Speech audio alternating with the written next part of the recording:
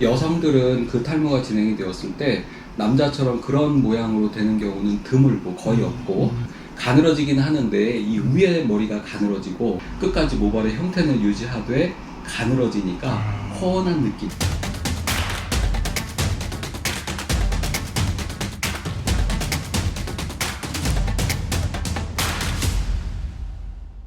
대머리는 남자밖에 없어. 여자는 없어. 근데 언제부터 매스컴에 여자 대머리 증상, 이거는 어디에 근거해서 여자는 없었다 하다가 생긴 건가요? 그러니까 여자도 유전적인 탈모가 똑같이 있습니다. 그러니까 유전적인 탈모라 하면 이제 유전인자가 유전이 돼서 생기는 건데, 그 탈모에 관한 유전인자는 상염색체 우성 패턴으로 유전을 하게 됩니다.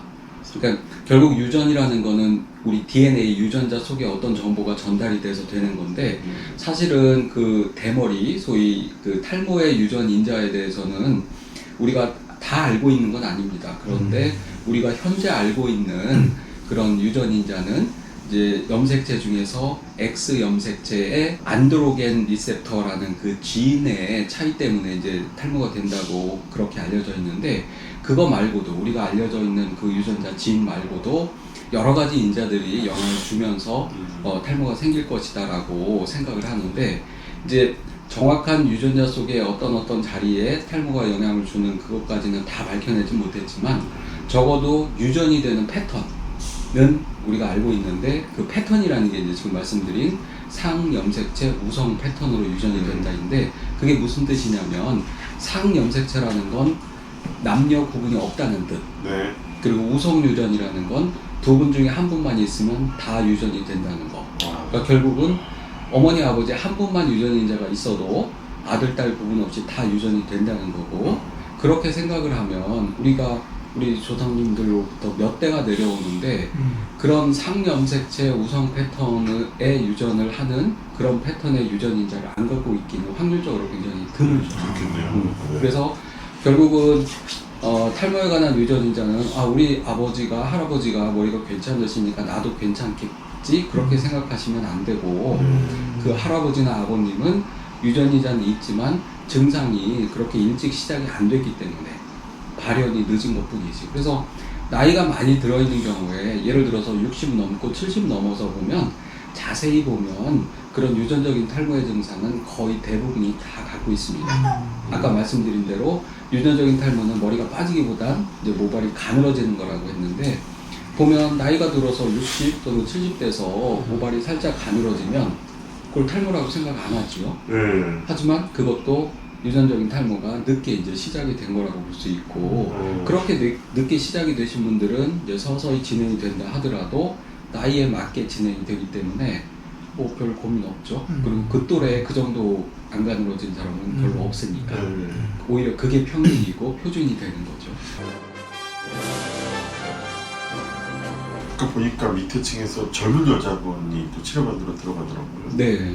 젊은 층에서 나타나는 여성분들의 탈모는 어떤 현상이에요? 그러니까 남자하고 여자하고는 이제 우리가 일반적으로 유전적인 탈모 하면 대머리인데, 그건 이제 남자들의 경우이고, 그러니까 남자하고 여자하고는 나타나는 모양이 좀 다르게 나타납니다. 남자들은 결국 진행을 하면 이 위에 머리가 다 없어져서 이제 가늘어지다 솜털을 그려서 다 없어져서 서서히 우리가 대머리라고 상상하면 떠올려지는 그런 모습으로 서서히 변해가는 거고, 여성들은 그 탈모가 진행이 되었을 때 남자처럼 그런 모양으로 되는 경우는 드물고 거의 없고, 여성들이 진행이 되면 가늘어지긴 하는데 이 위에 머리가 가늘어지고, 특징이 이제 헤어라인은 잘 변하지 않고, 그러니까 헤어라인을 지켜지면서 안쪽의 머리가 가늘어지고, 그 남자들의 경우에는 시간이 많이 지나면 결국 모발이 가늘어져서 솜털로 해서 없어지는데, 여성들의 경우에는 없어지는 경우는 드물고 끝까지 모발의 형태는 유지하되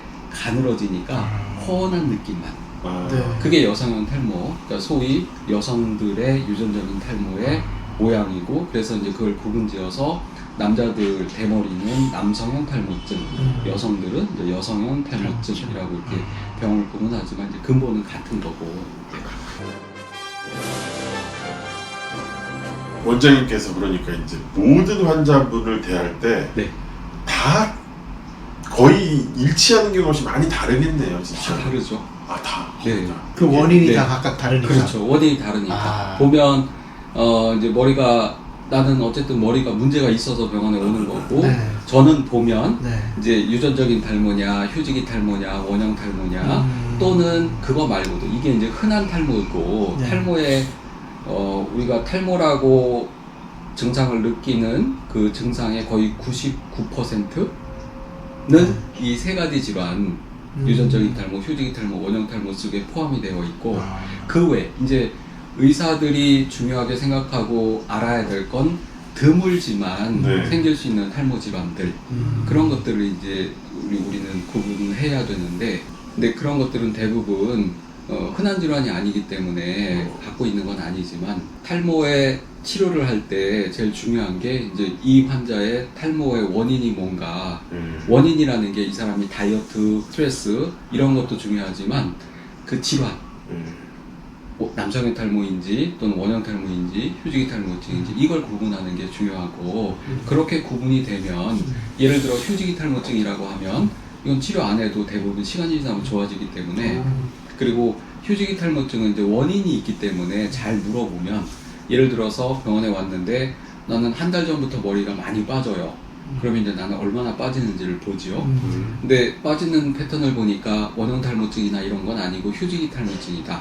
그러면 이제 나는 이제 원인을 찾기 위해서 한 달 전부터 머리가 빠졌다고 하면 나는 3개월 전쯤에 또는 4개월 전쯤에 무슨 일이 있었는지를 물어보면 대개는 그런 일들이 있습니다. 예를 들어 뭐 나는 그때 다이어트를 했다 또는 그때 뭐 스트레스를 많이 받은 일이 있었다. 그러면 그 다음에 이제 다이어트를 지금도 하냐 아니면 스트레스가 없어졌냐 물어보면 이제 없어졌다고 하면 이 탈모가 얼마나 빠질지 언제부터 회복될지가 거의 정해져 있기 때문에 그렇다면 한 달 정도 더 빠지다 이제 더 이상 빠지지 않을 거고 그 이후에는 아무것도 안 해도 회복될 거다 이렇게 알 수가 있고요.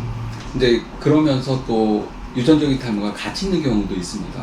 빠지기도 하는데 또 어느 부위는 가늘어져 있기도 하고 그러면 가늘어진 건 이제 안 좋아질 거고 계속해서 가늘어질 거기 때문에 빠지는 건 신경 쓰지 않아도 되고 이제 가늘어진 걸 안 가늘어지게 막고 또 가늘어진 부분을 굵어지게 치료하고 그렇게 하면 더 좋아질 수 있죠. 모발 이식 어마어마하게 비싼가요? 아니요, 그렇게 어마어마하게 비싸진 않고 범위에 따라서 비용이 다르지만 또 결과도 좋은데 비용은 계속 오히려 낮아지고 있습니다. 재밌게 보셨다면 형님 놀이터 좋아요와 구독 부탁드립니다.